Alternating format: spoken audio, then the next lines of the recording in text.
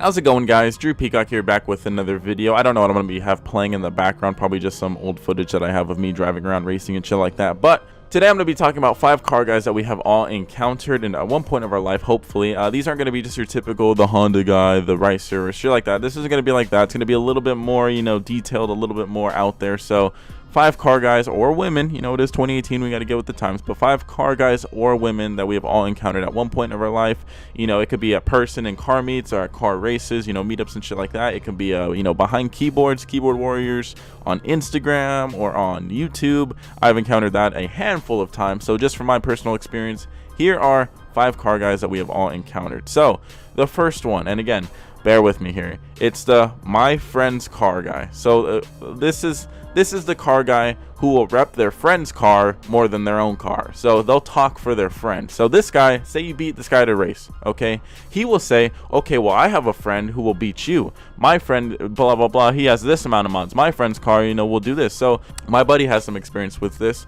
My buddy Dan Z01, if you don't follow him, go ahead and follow him. He's a nice Z01, but he has a stock 2018 Z01. He's building it right now, but he had a stock Z01, and he beat this C6. And the guy sitting in the passenger seat came talking shit to him, saying how that C6 should have beat him and how his friend's car is way faster and how his friend's car was it was messed up that day. It wasn't running right. It was, some stupid shit, some stupid excuses.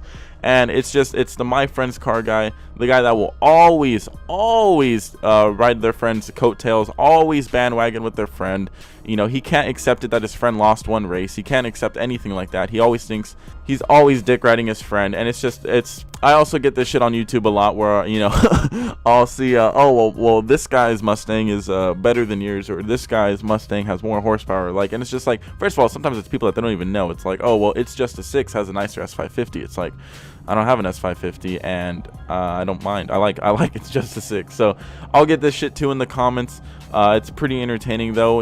They'll dick ride someone else's car better than their own car. Just because they're driving around a little POS, probably a Honda Civic or something like that, they'll dick ride someone else's car. So I mean, I get it. You got to do what you got to do. You can't talk shit with your own car, so you got to talk shit with someone else's. But I get it.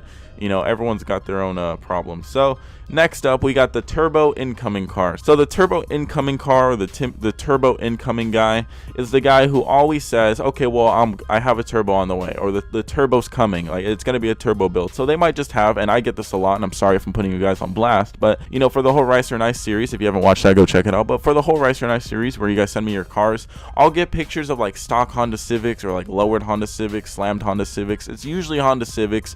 Sometimes it'll be a Genesis, sometimes it'll be like a 350, but they're always at the end say the turbo's coming though. It's got to be a turbo build. The turbo's on its way. And it's just like they never have the turbo, but they're talking how they're gonna have the turbo. So it's like, okay, well, I could say the Lambo's on the way, the Bugatti's on the way, the Ferrari's on the way, the R8's on the way, but I don't have it. It's like, well, you're repping shit that you don't have yet, or you haven't ordered, or it's just like, you got to work with what you got right there. So I mean, I get this a lot. I mean, this is just something maybe that I get. If you guys go to car meets too, I've talked to a few people, and this has happened where they'll say that, yeah, the car's pretty stock right now, but I have a turbo coming and stuff like that. And usually next time you see them, they still don't have a turbo coming. So I get it. People have to grind, get that bread, work every day, work hard, and turbos are expensive, especially if you go with a legit one, not some eBay special piece of shit. But if you get a legit turbo and you do it on your Honda Civic, props to you. I'm not hating on you because you want to turbo your Honda Civic, or you want to turbo your 350 or anything like that. This shit will have some mad horsepower. But I'm not talking shit on you.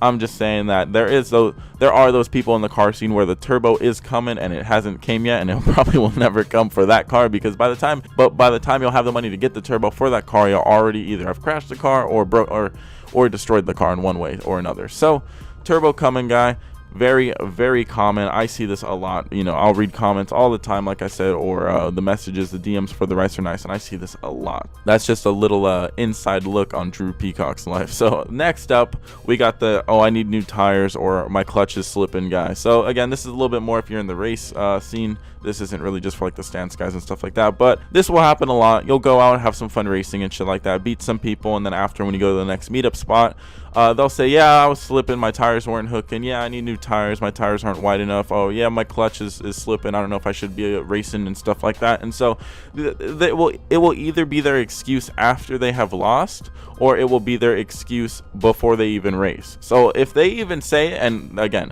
This is, you got to have confidence in your car. But if you're going to race with someone and they say, yeah, well, you know, my tires might start slipping and shit like that, you know, some tires are shit, okay? I used to have Michelin Pilot Super Sports, and they were like 285s or something like that in the rear. They were kind of old tires, but I had them, and they slipped like a bitch, okay? And I get that.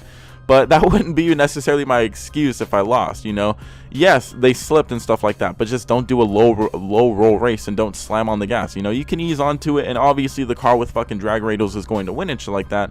But I mean, you know, new clutch, new tires. If you really need all that new stuff, then don't go out there racing and shit like that, or just don't do races like that. I was fine doing 60 rolls with those shitty tires. I was fine, and they sucked. I'm telling you, they sucked ass. But I was still fine doing that. Now I got the Nittos, and I fucking love them.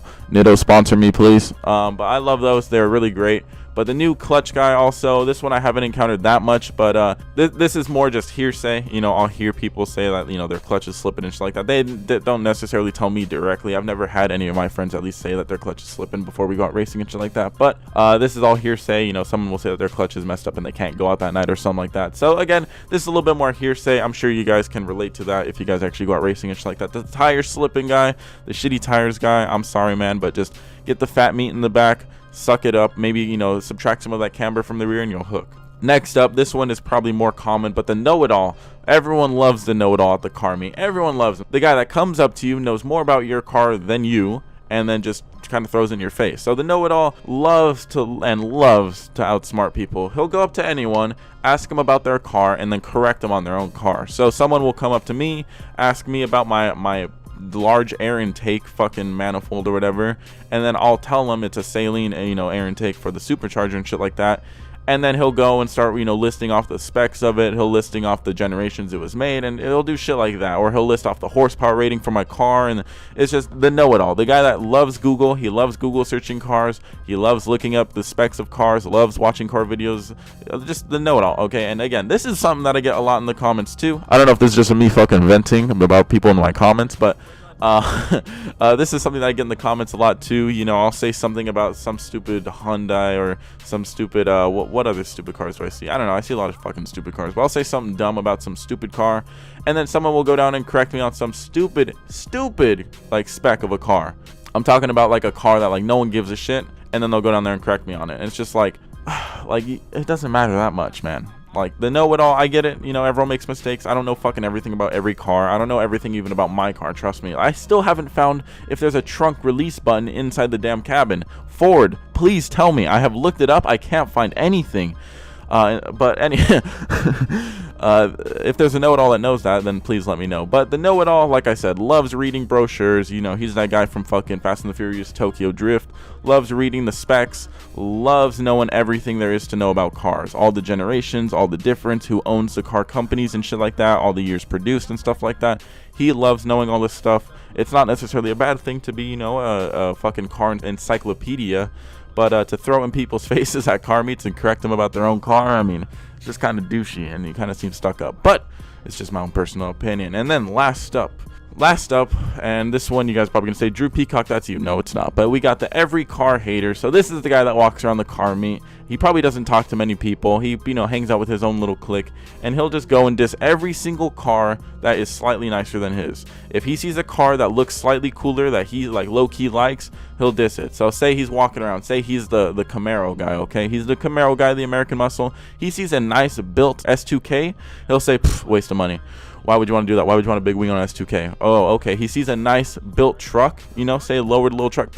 Pice ass truck right there. Why would you want that? Why would you want a lowered ass truck? Why would you want a ghetto ass truck? He sees a nice, clean looking Mustang. Simple. Oh, it's a Mustang. It's a crowd killer. The guy that walks around and just disses everyone's cars. He won't say it to their face. He won't talk to anyone. He won't ask anyone about their builds. He will just go around and diss everyone. No, that is not me. I say jokes on the internet. Okay, and you guys tell me to. I actually don't mean that. I like a lot of the cars that you guys send me. That is not me. So before I get 1,000 comments saying Drew Peacock, that's you.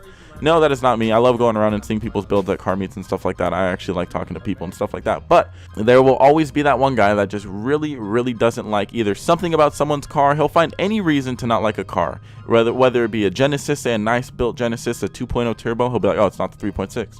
Or whatever the fuck the liter comes in for the V6. He'll diss it, okay? And there's always that guy, I'm telling you. Next time you go to a car meet, look around. Look at the guy that won't talk to anyone. He's just with his friends, just looking around, very, very smug looking. and it'll be that guy. So like I said, these are just 5 types of car guys that I have noticed. Okay, obviously I didn't try to go for the super basic one, the Ricer and the Mustang guy and shit like that. I didn't try to go for super basic ones. I don't know if anyone's made other videos like this. I don't really watch many other car YouTubers, so I'm sorry if someone else did make a very similar list. Like I said, I don't know. I just wrote this down on my iPhone really quick and then wanted to make a video on it. So there are 5 car guys that we have all probably encountered one way or another. So if you enjoyed this video, go ahead and leave a comment if you want me to do more like this. Leave a like, leave a thumbs up, whatever the hell you want to call it. Subscribe to become a member of the Peacock Flock and hit the notification bell so you can flock to the videos every time I post. Go buy some stickers. They're still on sale. I'm too lazy to take off the sale, so go ahead. Take advantage of my laziness and save yourself some money. Until next video, peace.